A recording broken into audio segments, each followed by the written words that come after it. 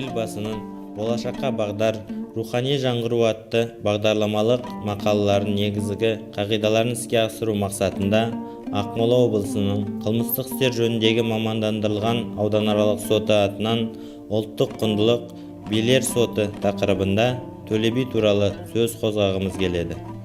Қазақ халқының бірлігін нығайтуға зор үлес қосқан атақты үш бидің бірі мемлекет қайраткері Төле би 1663 жылы қазіргі Жамбыл облысының Шу өңіріндегі Жайсан жайлауында туған.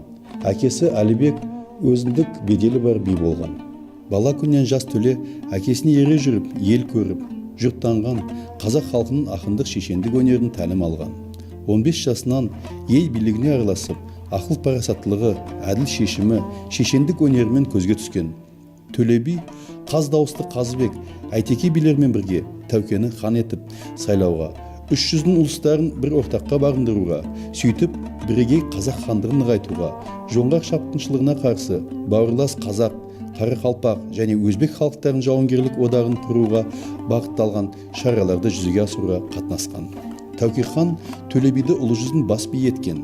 Төле би Қазбек бимен және Әйтеке бимен бірлесе отырып, қазақ халқының дәстүрлі әдет ғұрып сандарын жиынағы болып табылатын жеті жарының қабылдауына атсалысқан. 1742 жылы Абылай тұтқиылдан шабуыл жасаған жоңғардың қолына түсіп қалғанда, оны тұтқыннан босатуда Төле би белсенділік танытқан. Қазақтың 300-ден Төле би бастаған 90 адам елші барып, келіссөз жүргізіп, 1743 жылы қыркүйектің 5-інде Абылайды тұтқыннан шығарып алған. Төле би Шымкент, Түркістан және Ташкент қалаларында көпшілік пайдаланатын ғимараттар салу ісіне белсене араласқан. 1756 жылы Төле би дүниеден өткен. Ол Ташкенттегі Шайхан Тәуір зиратына жерленген. Төле би қабіріне кесене салынған. Жамбыл облысында Төле би есімімен аталатын елді мекен бар. Оңтүстік Қазақстан облысында бір ауданға Төле би есімі берілген. Жамбыл, Оңтүстік Қазақстан облысында және Астана қаласында Төле биге ескерткіш қойылған. Алматыда, Шымкентте және бірқатар елді мекендерде Төле би есімімен аталатын көшелер бар. Би дегеніміз кім? Би бірінші кезекте халыққа сот төрелігін шынайы турашылдықпен жүзеге асыруда әділдігімен танылған. Би мемлекеттің соттық функциясын атқарған. Ол сот ісін жүргізгенде өзі қадағалайтын тәртіптілікті қатаң сақтай отырып, істің күрделілігі мен екі жақ тараптардың ықылас мүдделеріне назар аударған. Сонымен бірге іске қатысатын тараптардың өкілдері мен өзге де қатысушылардың мүмкіндігін шектемей, жариялықты қатаң сақтайтын әділ төреші болған.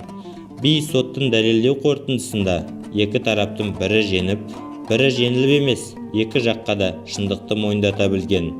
Халық алдында өзінің шынайы шешімімен тараптарды татуластырып, әділ ісімен даңқ артқан. Ондай билердің атағы абыройы бүкіл елге тарап, мыңдаған шақырымдардан даушылар іздеп келіп жүгініске отырған. Сондықтан қазақ елінің билер соты барша жұрт алдында кәсіби жағынан әбден шыңдалған, тәуелсіз сот билігі ретінде сақталып келді.